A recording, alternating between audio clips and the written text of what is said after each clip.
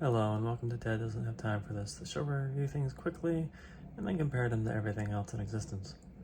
Today we're going to talk about the movie, good grief, the movie has such a bad title it's hard to remember. The Ministry of Ungentlemanly Warfare, which I think partially failed due to its terrible name. Should have been shorter, probably should have mentioned the fact that Ian Fleming was in it, and called out the Bond link, but they didn't. Alas. So this movie tanked horribly, but you know what? This movie's a lot of fun. I like this movie a lot. I liked Guy Ritchie's previous movie, The Covenant, and this one is a very different movie, but a very fun movie. It is far from perfect though.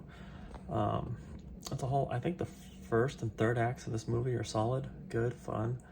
The second act, in the middle, it kind of drags on for a little bit. It's like, you could have probably trimmed this up, tightened it up a little bit. Man, that first and third act are just solid, fun, Nazi murdering. And really, that's what we all want from our movies. Murdering more Nazis, because Nazis are terrible. And this movie delivers. I think the cast is perfect. I think the way that everyone interacts is great. Yes, Ian Fleming, the author of James Bond, does have a small part, but it is an important part, and he kind of helps facilitate the whole thing.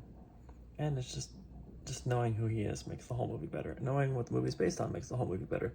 The fact that they didn't advertise the fact that this movie is basically the impetus of what inspired James Bond is a tragedy, and we will all regret that forever.